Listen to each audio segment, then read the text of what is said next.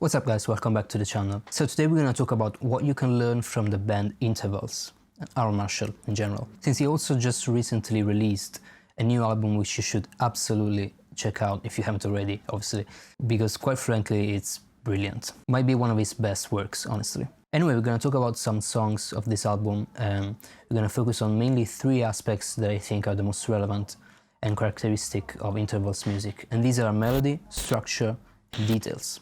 Let's get started.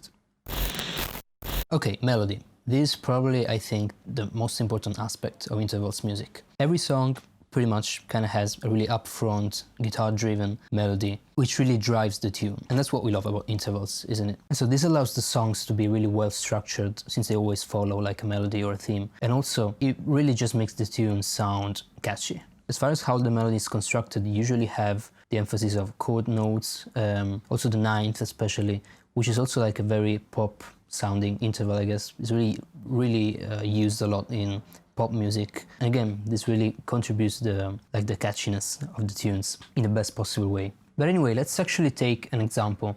I'm gonna play a little bit the first track, 5-HTP. So let me actually show you what I mean.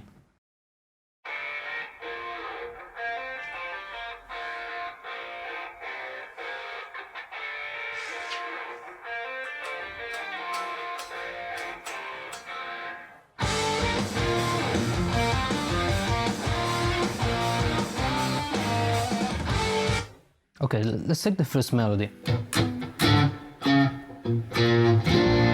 Okay, so it's B flat major.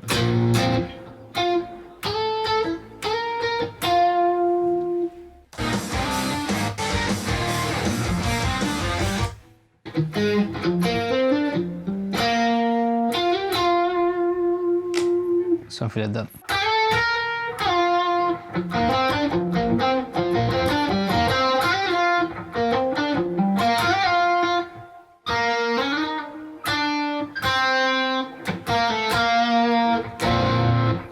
Okay, so this is pretty much the melody. Let's actually take a look at the chords, so we can like understand what intervals. I mean, not like the, intervals, like notes.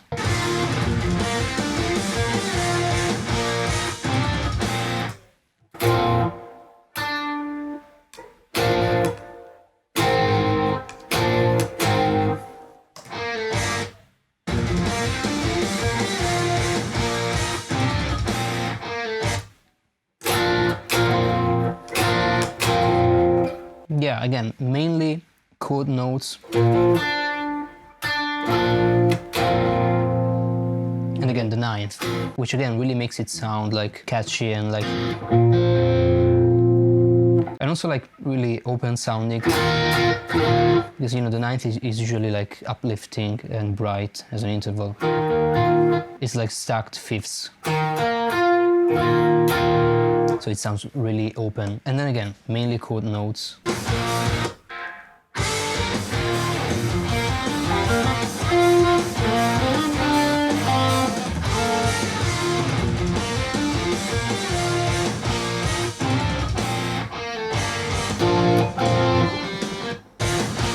So it's like...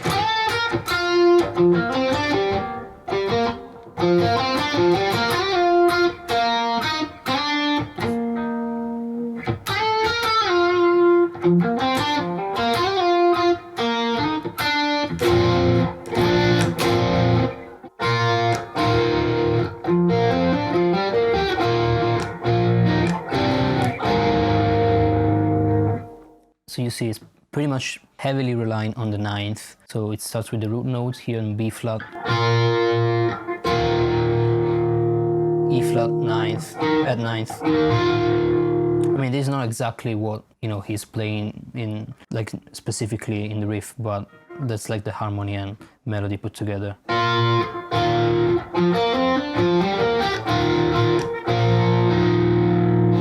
So again, ninth.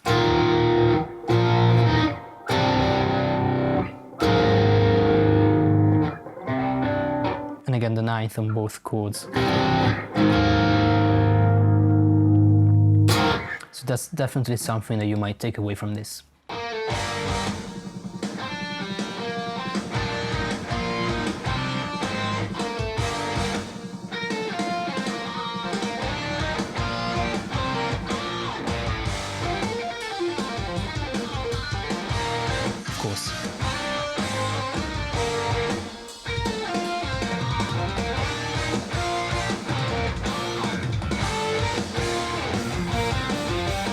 back to the main melody. So that's actually another important part which we're going to talk about later. The structure and like using ideas really effectively and through the whole songs and developing them. As you see right now, we're back to the main melody. This happens, you know, a lot of times during this tune, but also just in general. That's how you make, you know, structure in your songs, and that's how you make your tracks sound cohesive. Anyway, let's get to point number 2, which is structure.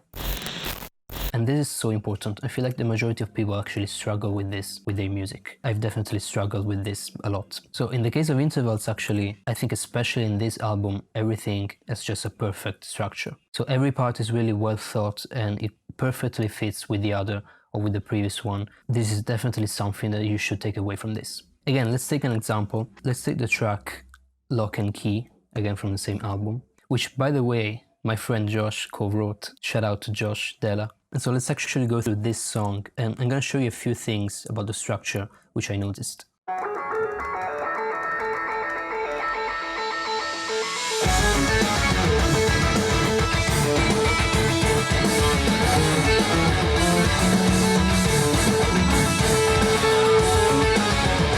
F sharp minor.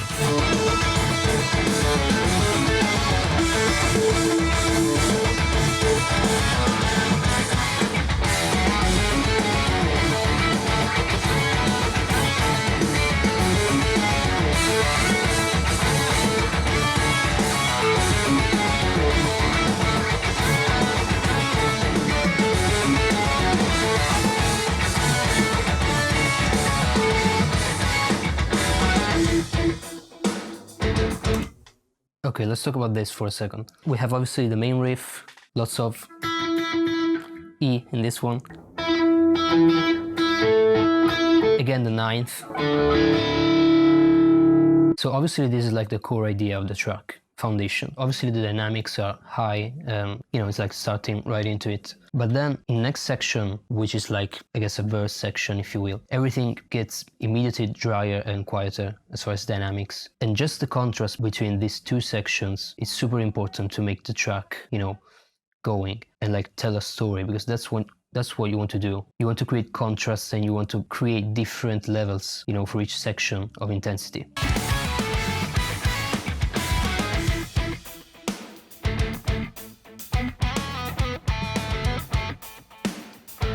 You see lots of space.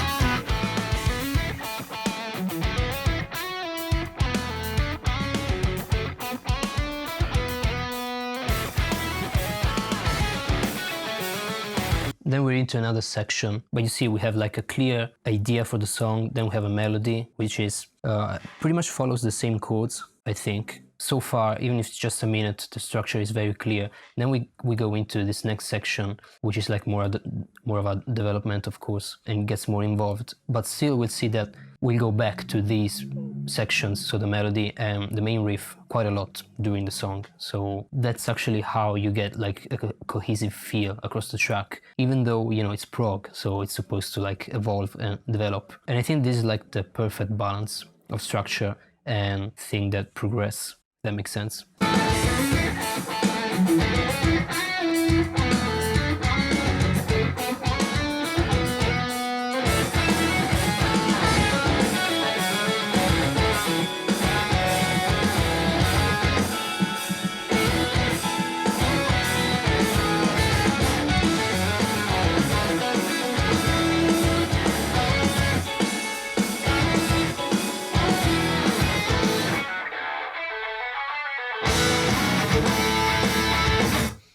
And then we're into another section again, which is again kind of like the development of the previous one. So far we had like, I think this drop D might be. So we have mainly like D, F sharp minor, I think.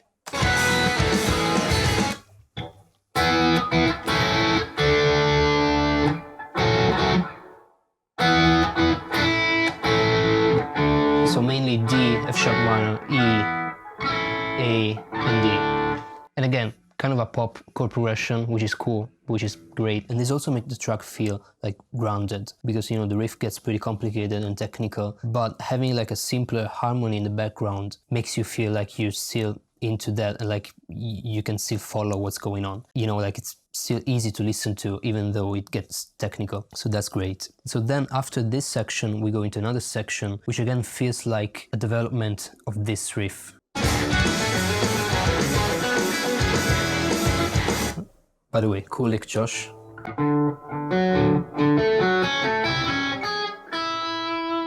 I guess, something like that.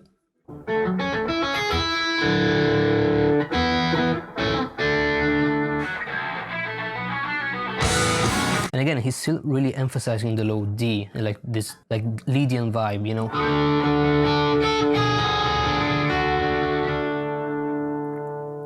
Since like, you know, D is like the, I guess the foundation of the chord progression, you know, the main emphasis. So you really get this nice Lydian vibe. That's super cool. So in this section, it gets a little bit more involved.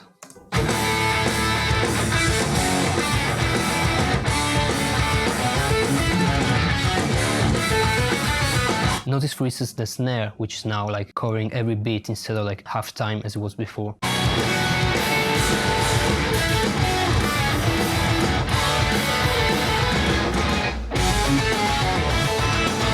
That's what I was saying.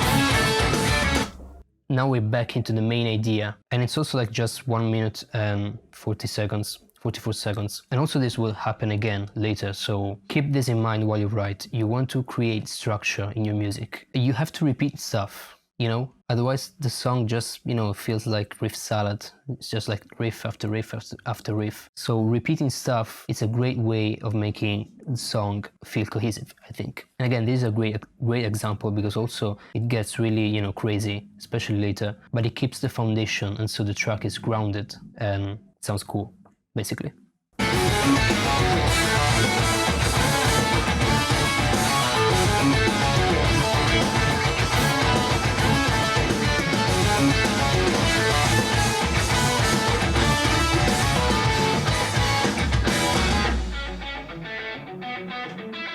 Now it gets crazy.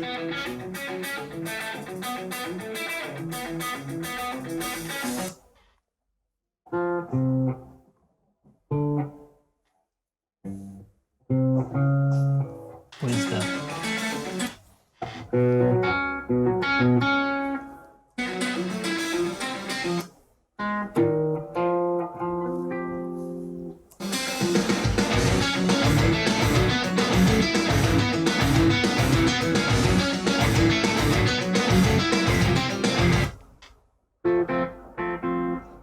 Modal interchange, F major 7.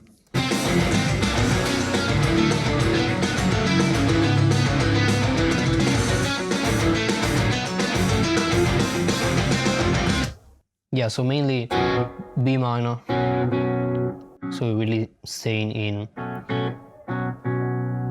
in D, I guess. Actually in, I think there's not really any G or G sharp in this riff, so we can't really say if this is D major, that would be with G natural, or A major as before, like F sharp minor with the G sharp, so I'm not really sure. But mainly what's interesting is this B to B minor to F major 7 modal interchange, which is super cool.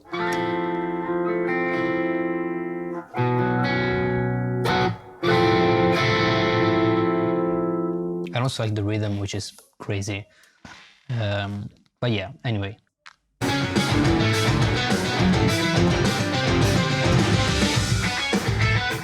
Let's just shred, obviously. Shred time, you need that.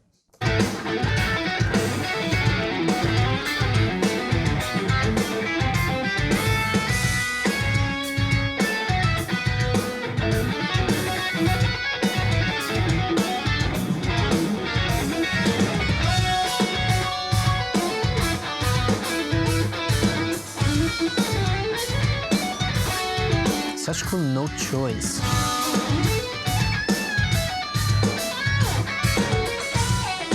Yeah, you know.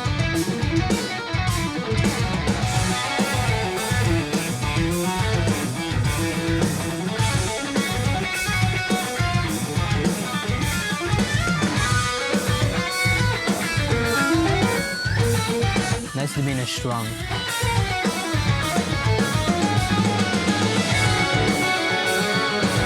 Again,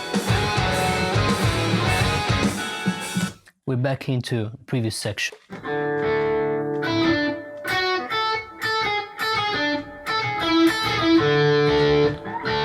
So you see, it gets crazy, it gets complicated, you know, there's time for shred, but also, again, the foundation is always there, and they always come back to that, like, main ideas. It's really like one or two ideas mainly, but really developed in such a way that, you know, it's like a great track, obviously.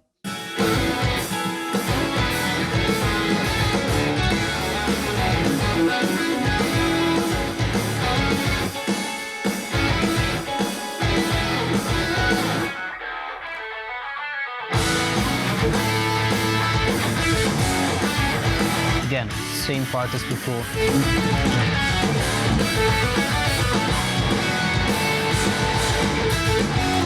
Nice chord, by the way.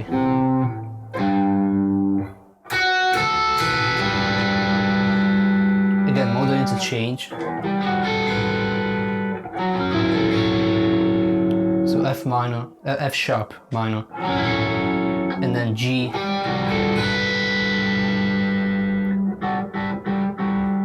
So cool.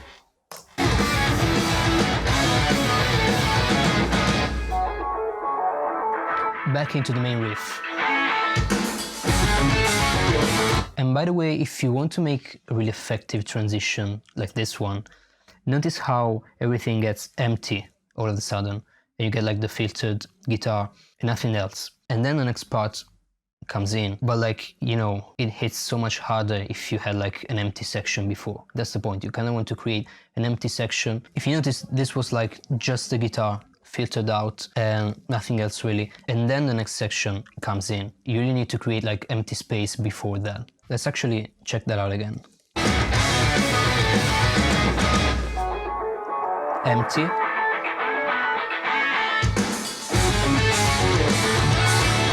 You see what I mean?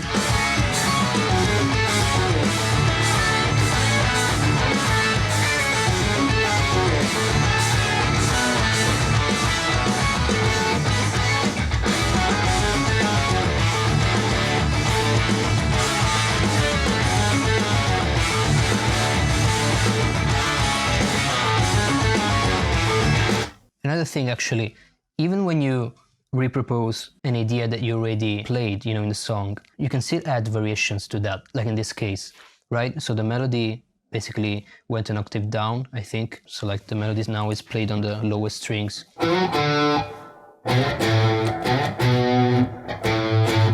Something like that. But you see, basically, you can create variations even when using, you know, the same section that you used before. That's actually how you make things sound interesting, but still cohesive, because you're still using something that you already played during the song.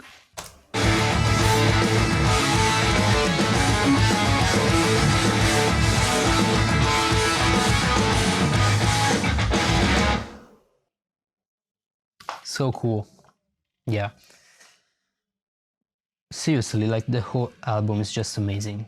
Just a brilliant piece of art, really. Anyway, last point, last but not least, details. Production, layers. That stuff is so important and so well done in this case. Notice, for instance, how most of the guitar tracks are layered with synths, and that's like, that sounds so good. Like, it makes the guitar sound very liquid and smooth.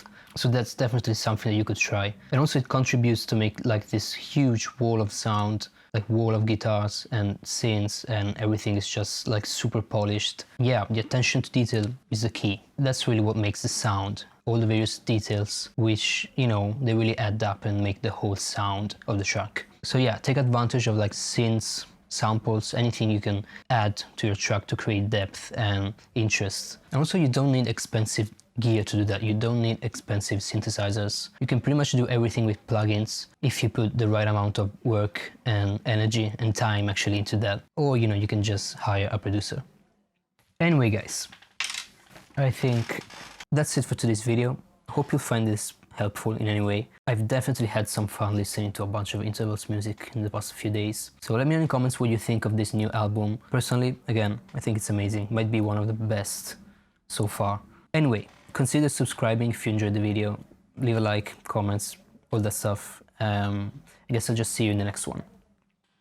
Ciao!